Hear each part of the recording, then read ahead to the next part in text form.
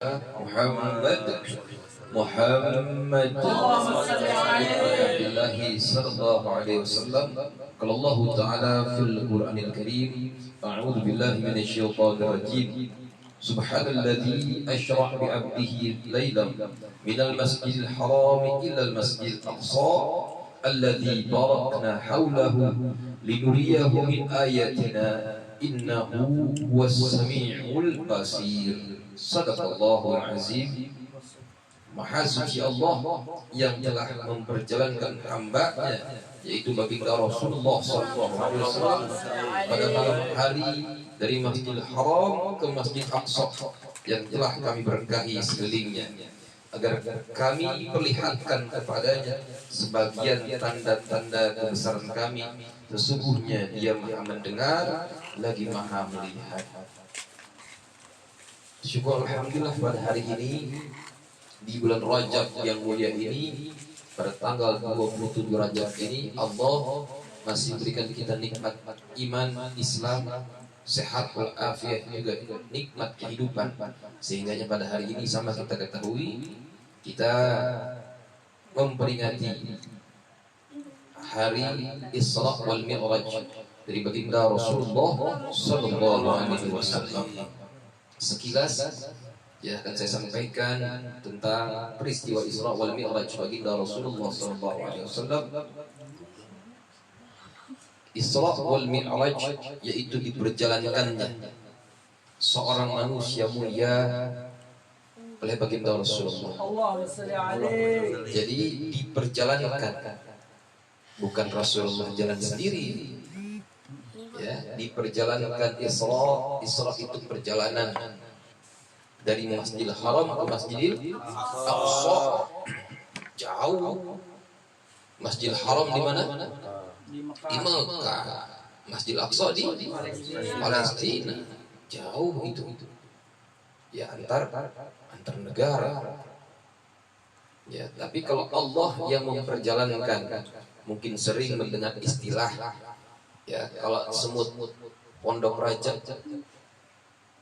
terus semut itu main ke Serang, kira-kira berapa lama kalau dia jalan sendirian? 3 rebo. Masih lama,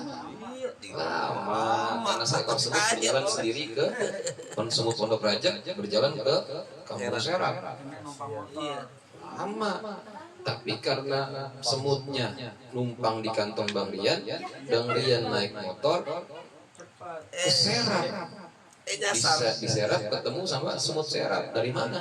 Saya semut Pondok Raja. Kapan berangkat dari Pondok Raja? Tadi kapan? 10 menit yang lalu. Yang bener aja. Pasti semut serap nggak percaya. Tapi pasti kasih tahu. Bagaimana ceritanya? Saya ngumpet di kantong jaketnya Bang Rian. Bang Rian naik motor ke Serap. Jadi semut serap, oh begitu ceritanya. Berarti ikut dengan Bang Rian.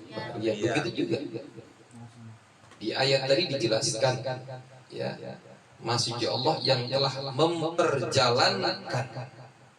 Subhanalladzi asyra bi'abdih. Jadi ini bi'abdih ini menangkal satu pemikiran bahwasanya baginda Rasulullah diberangkatkan itu hanya ruhnya, tidak abdihi. Jadi bukan subhanalladzi asyra biruh, tapi bi'abdih itu maksudnya semuanya, jasadnya, ya, jasadnya Rasulullah SAW diberangkatkan oleh Allah Subhanahu wa taala. Jadi malam hari itu, jadi ingat kalau Rasulullah saat itu dibuat-buat, peristiwa itu dibuat-buat. Maaf, mungkin kalau bahasa sekarang cari sensasi, cari perhatian dan sebagainya. Ya. Saat itu Rasulullah kalau pengen cari perhatian, cari sensasi, tidak saat beliau berada di kota Mekah. Ya, Isra wal Mi'raj itu peristiwanya saat Rasul di Mekah atau di Madinah? Di Mekah. Dan pada saat di Mekah, baginda Nabi itu kondisinya masih kondisi dakwahnya masih dalam kondisi 44, dalam kondisi penuh dengan ancaman. Apalagi saat itu pamanda beliau Sayyidina Abu Thalib baru saja wafat. Ya. Kalau umpama baginda Nabi saat itu ini menepis orang-orang, pemahaman orang-orang yang ya orang-orang yang di luar Islam ya. Baginda Rasulullah itu mencari sensasi dan sebagainya. Kalau mencari sensasi saat Rasulullah berada di Madinah seharusnya cerita seperti itu. Sebab pada saat baginda Rasulullah berada di Madinah, Rasulullah sudah mempunyai power. Umatnya sudah banyak. Ya, sudah punya kekuatan dan sebagainya. Tapi ini membuktikan bahwasanya peristiwa Isra wal Mi'raj bukan peristiwa yang dibuat-buat oleh baginda Rasulullah sallallahu alaihi wasallam. Jadi malam hari itu ya, baginda Nabi malam hari itu atap rumah baginda Nabi itu terbuka. Ya, sekilas akan saya sampaikan. Atap rumah baginda Rasulullah terbuka. Dan saat itu datanglah malaikat Jibril alaihissalam. Kemudian malaikat Jibril alaihissalam membuka dada baginda Nabi yang mulia. Ya, kalau bahasa kita dibelek dada Nabi. Ya, pembelahan dada Nabi Muhammad sallallahu alaihi wasallam ini terjadi kali yang kedua. Sudah 2 kali terjadi. Kalau masih ingat kapan pertama kali dada baginda Rasulullah di black waktu umur 6 tahun. Karena dilebihin Di masa pada saat Rasulullah usia 6 tahun. Ya. Karena ada pendapat yang mengatakan lebih muda dari itu. Ya, lebih muda dari itu. Tidak kita permasalahkan masalah itu ya. Yang pasti pada saat peristiwa Isra wal Mi'raj pertama kali ya malaikat Jibril alaihissalam menemui baginda Nabi yang mulia dan kembali malaikat Jibril ya membelah dada Nabi Muhammad sallallahu alaihi wasallam. Kemudian ya malaikat Jibril mencuci dada baginda Rasulullah dengan air zam-zam yang mulia. Dibersihkan dada baginda Rasulullah. Ya. Organ-organ dibersihkan oleh malaikat Jibril. Kemudian malaikat Jibril alaihissalam ya membawa satu piring yang terbuat dari emas. Di dalamnya ada berisi hidangan tersebut, piring tersebut berisi ilmu dan hikmah. Ilmu dan hikmah tersebut dimasukkan ke dada baginda Rasulullah yang mulia, kemudian ditutup rapat seperti sedia kala, seolah dada baginda Nabi yang mulia tidak pernah terbelah. Singkat cerita, malaikat Jibril alaihissalam membawa baginda Rasulullah sallallahu alaihi wasallam kemana? Ke Masjidil Aqsa. Ini baru peristiwa Isra-nya di malam hari. Sesampainya baginda Nabi yang mulia di Masjidil Aqsa, kita singkat. Insyaallah di pertemuan yang akan datang kalau waktunya masih panjang. Kalau sekarang tadi kita habis baca Quran, waktunya tidak lama, mungkin teman-teman sudah lelah. Ya, saya persingkat, insya Allah di pertemuan akan datang kita akan lengkapi ceritanya. Jadi sesampainya di Masjid Aqsa, ya di masjid apa namanya? Masjid Aqsa. Ya di Masjid Aqsa, baginda Rasulullah SAW di sana sudah ditunggu oleh siapa? Para nabi dan rasul. Para nabi dan rasul saat itu sudah menunggu baginda Rasulullah SAW. Ya, dan Rasulullah saat itu memimpin sholat para nabi dan rasul. Ya, berapa jumlah rasul yang dipimpin sholat pada saat itu? 313 rasul, 124.000 nabi. Dan Rasulullah memimpin sholat pada malam itu. Ya, Sayyidul Anbiya, pemimpin para nabi. Ya. Sayyidul Rasul, pemimpin para rasul, itu baginda Rasulullah SAW. Ya, kemudian ya tidak diceritakan pada saat itu sholat apa dan bagaimana. Selesai sholat, malaikat Jibril menawarkan kepada baginda yang mulia dua buah gelas. Ya, 2 buah gelas atau 2 buah cangkir, yang satu isinya susu, yang satu isinya khamr. Dia suruh pilih baginda Rasul saat itu. Dan alhamdulillah baginda Nabi saat itu memilih susu untuk beliau minum. Sungguh benar apa yang kau pilih duhai Muhammad. Ya, karena dengan minum susu Allah akan berikan petunjuk kepadamu dan kepada umat-umatmu. Ya. Sallu ala Muhammad. Baik. Kemudian baginda Rasulullah dengan menaiki buraq. Jadi sungguh mulia itu Masjid Al-Aqsa ya. Masjid Al-Aqsa sungguh mulia itu di Palestina sana. Ya, di sana pernah dipergunakan untuk sholat para nabi dan Rasulullah.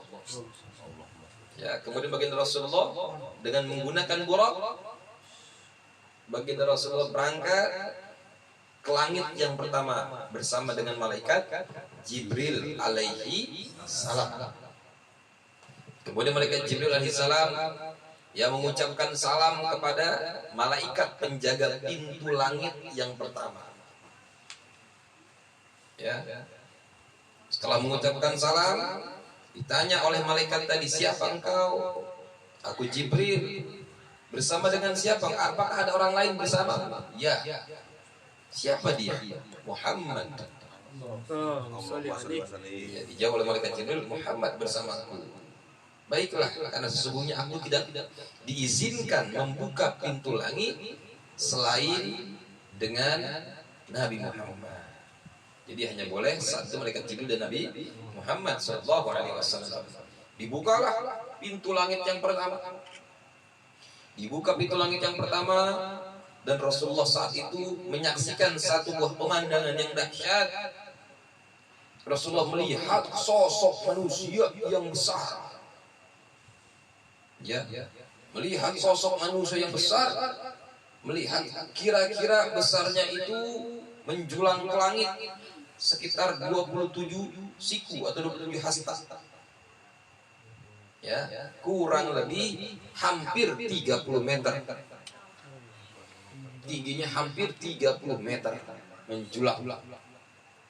Yang setiap saat beliau melihat ke kanan tersenyum, kemudian melihat ke kiri menangis, menampakkan wajahnya yang sedih. Baginda Nabi yang mulia bertanya kepada malaikat Jibril, "Duhai Jibril, siapa? Siapa orang yang aku lihat ini?" Apa jawab malaikat Jibril? "Duhai Muhammad, dialah ayahmu. Dialah Abul Basar. Dialah Nabi Allah Adam alaihi salam." Ya, Nabi Allah Adam alaihi salam yang pertama kali dilihat oleh baginda Rasulullah di langit yang pertama. Diucapkanlah salam oleh Nabi Allah Adam alaihi salam, "Assalamualaikum." Waalaikumsalam. "Assalamualaikum wahai anakku yang soleh." Ya. "Wassalamualaikum wahai Nabi yang soleh." Ya. Kemudian kembali baginda Rasulullah SAW diperlihatkan satu pemandangan yang dahsyat. Pemandangan apa itu? Baginda Nabi diperlihatkan saat itu seperti ada sebuah danau atau sebuah sungai. Ya, tapi berbeda airnya. Airnya ternyata isinya itu darah dan nanah. Nauzubillah, nauzubillah. Dan saat itu ada banyak orang yang berenang di darah dan nanah tersebut. Dan di pinggir danau itu, ya, di pinggir danau itu terdapat sesosok seperti manusia yang sedang menunggui orang tersebut. Jadi ada beberapa yang berenang dari ujung berenang ke pinggiran, pas udah mau sampai pinggir disambit pakai batu yang besar sampai hancur mulutnya. Hancur mulutnya. Kembali terhempas orang tersebut ke tengah-tengah danau tadi, kembali berenang. Mau sampai lagi disambit lagi sampai hancur mukanya. Ya. Dan sambitannya tidak pernah meleset. Dengan batu yang besar, hancur. Mulut sampai muka-mukanya hancur. Baginda Nabi kembali bertanya kepada malaikat Jibril alaihissalam, "Wahai Jibril, pemandangan apa ini?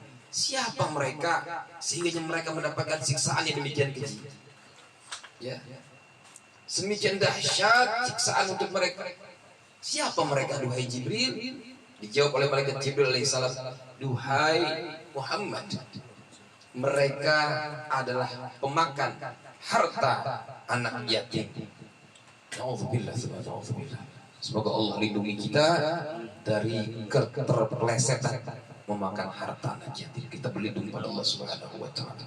Dari itu saya ingatkan kepada diri saya pribadi dan seluruh jemaah sekalian, ya, untuk memegang amanah. Apabila kita diserahkan sesuatu untuk anak yatim, amanah sekali lagi, peganglah amanah. Kemudian, ya, setelah itu baginda Nabi kembali diperlihatkan pemandangan yang tidak kalah mengerikan saat itu. Apa pemandangannya itu? Baginda Nabi melihat orang-orang perutnya itu sedemikian besar, perutnya sedemikian besar, ya, melembung sedemikian besar, dan sampai-sampai mereka tidak sanggup membawa badannya. Mereka terlentang dengan seolah seperti kekenyangan, ya, kesakitan dengan perut yang membesar tadi. Kemudian dilepaskan segerombolan orang yang besar. Apa yang dilakukan orang tersebut? Melewati orang-orang yang sedang, kalau bahasa kita, celentang, ya, dengan perut yang besar. Kemudian orang segerombolan tadi lompat dan menginjak-injak perut orang tadi sampai dengan meletus. La haula wala quwwata illa billah. Bertanya kembali baginda Nabi kepada malaikat Jibril, kenapa mereka, ya Jibril?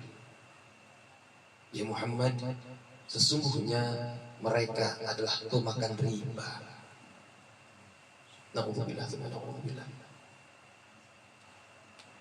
Kemudian kembali baginda Rasulullah SAW diperlihatkan pemandangan berikutnya oleh malaikat Jibril, oleh Allah Subhanahu wa taala. Kemudian apa yang dilihat oleh baginda Rasulullah saat itu?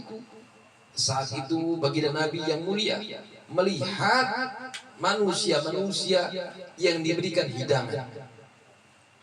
Diberikan hidangan yang sedemikian lezat, hidangan yang bagus.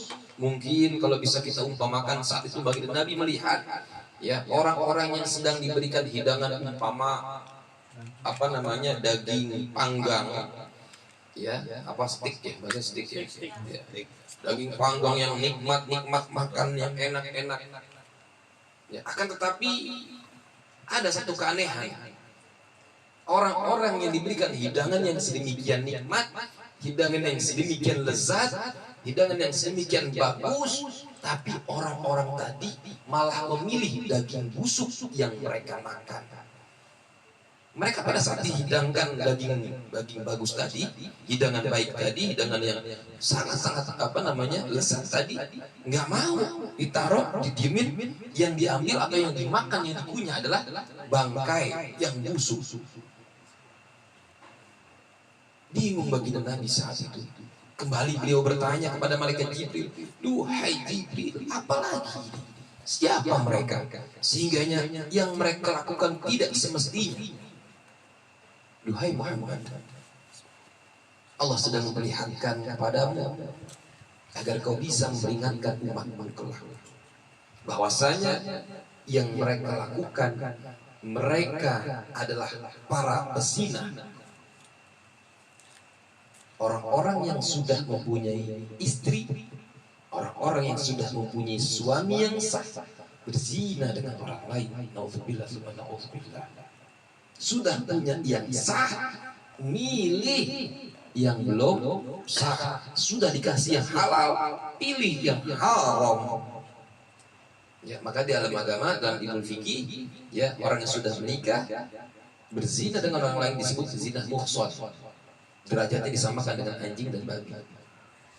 Ya, dalam bab fikih, insyaallah nanti akan kita bahas.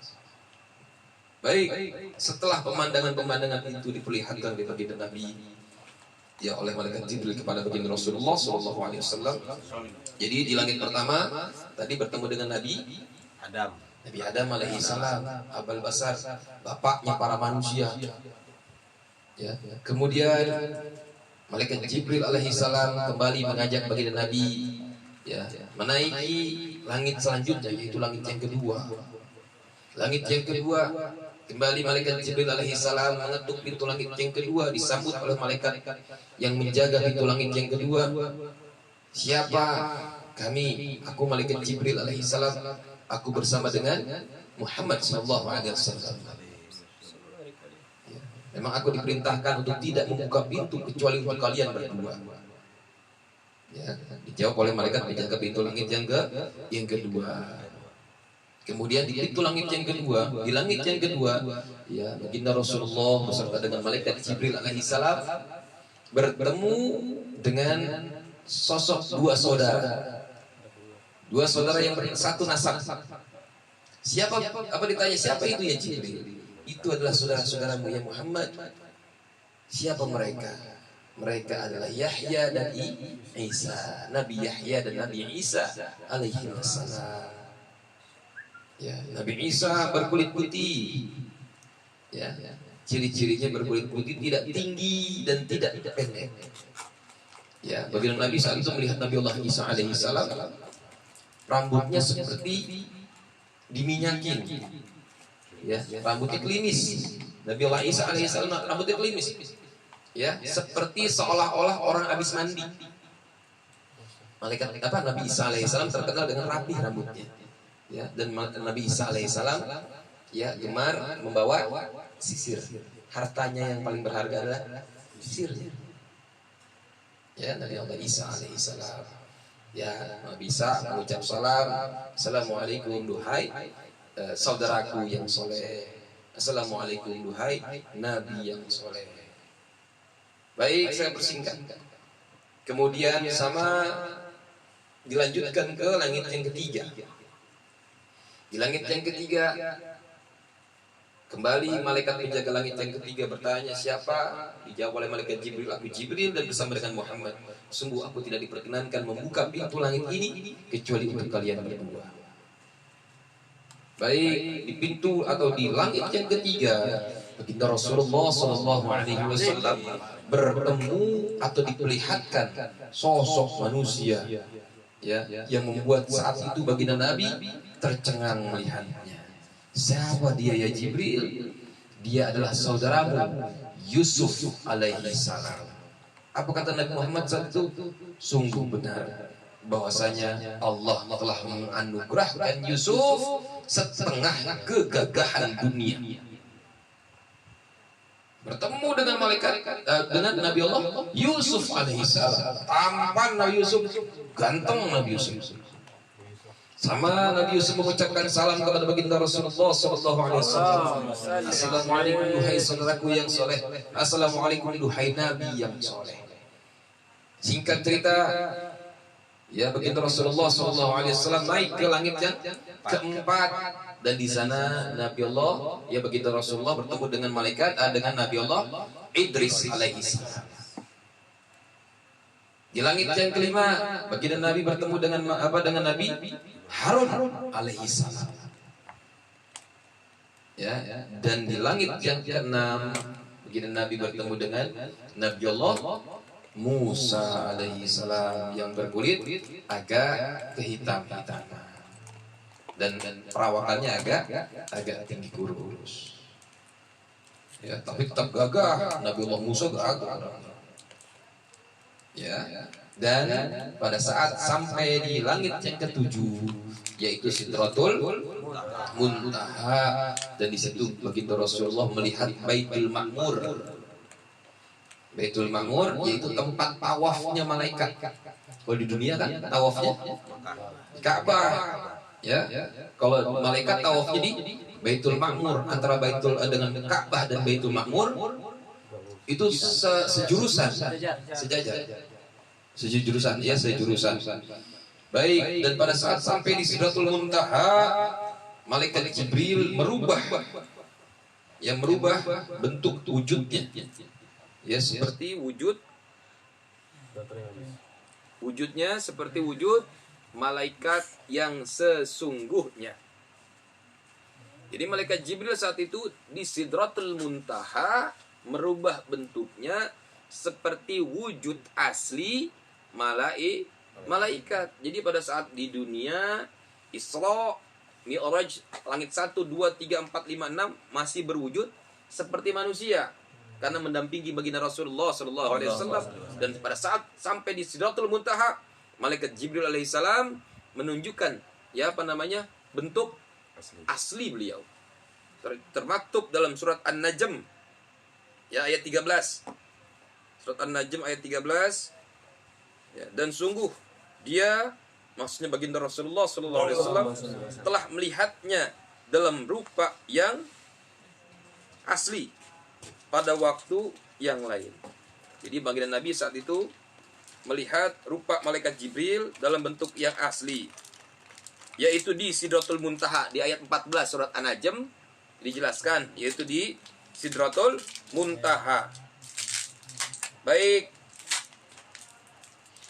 Di ayat 15-nya, di dekatnya ada surga tempat tinggal.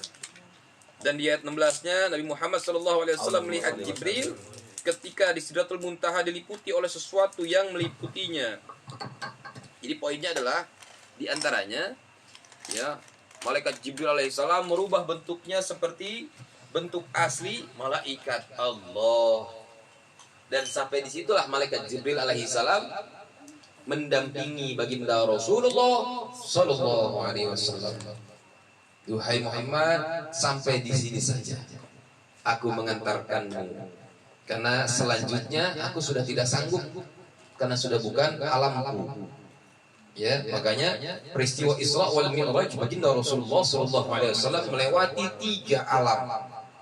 Alam Nasut, alam Nasut. Alam Nasut itu apa? Alam manusia.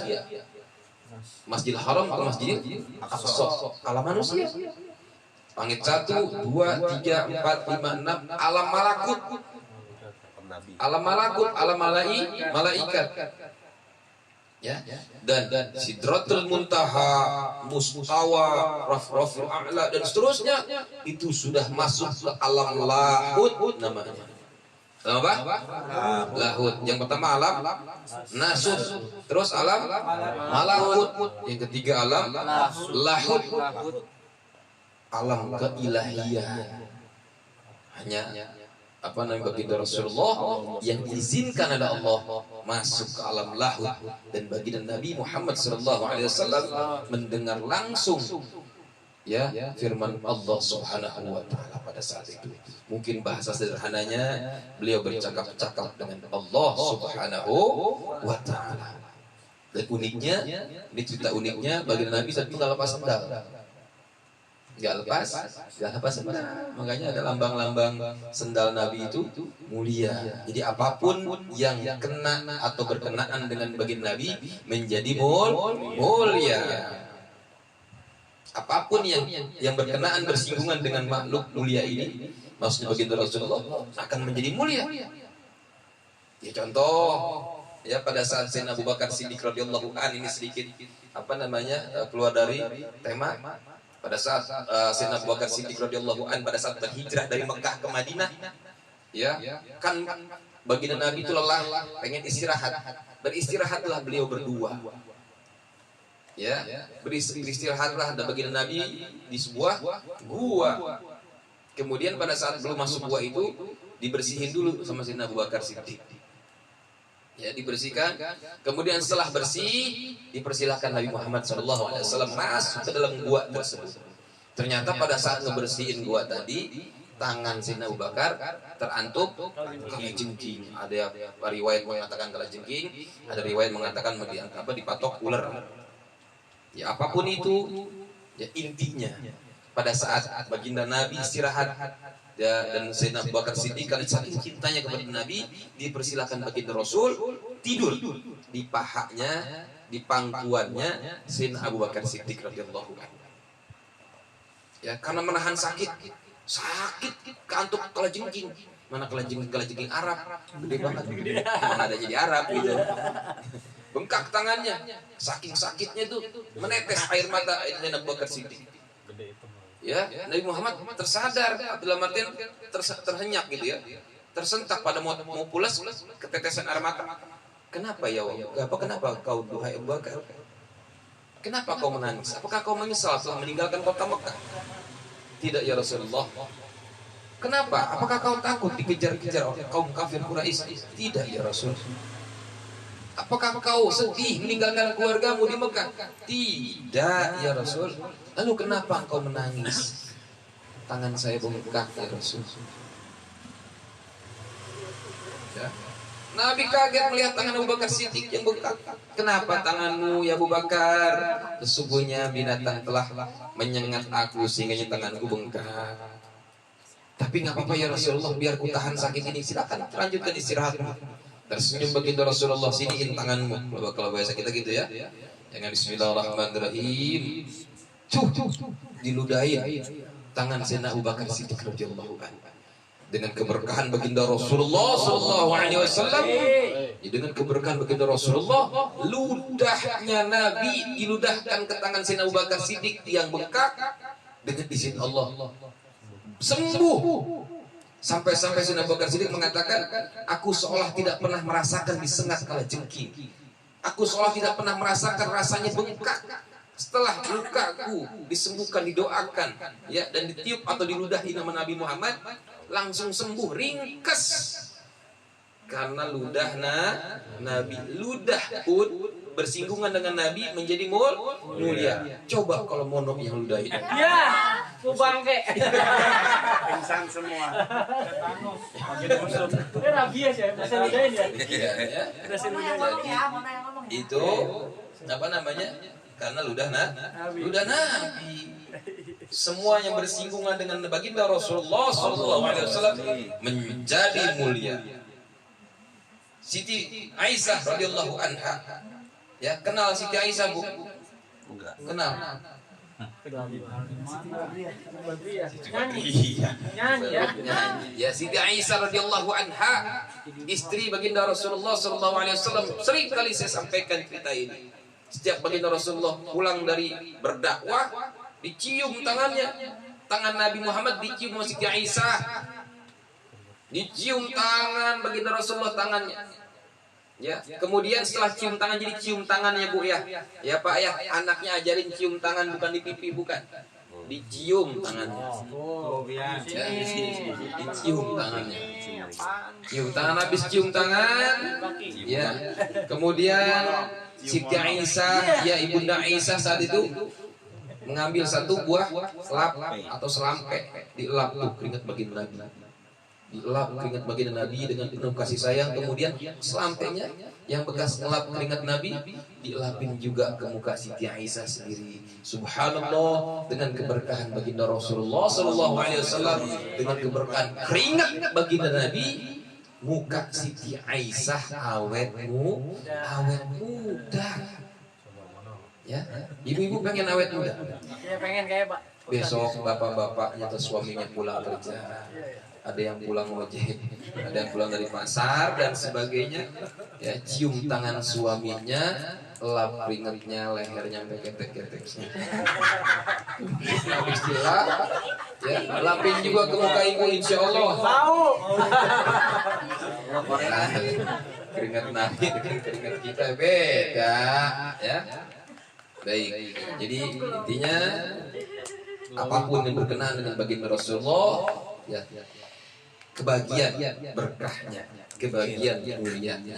Baik, yang selanjutnya adalah setelah saya persingkat, setelah berbincang dengan Allah Subhanahu wa taala. Di situ ada tuh, Assalamualaikum ayuhan nabi wa rahmatullahi wa barakatuh. Assalamualaikum wa ala ibadillahi sholihin. Di antaranya percakapan Allah dengan baginda Rasulullah.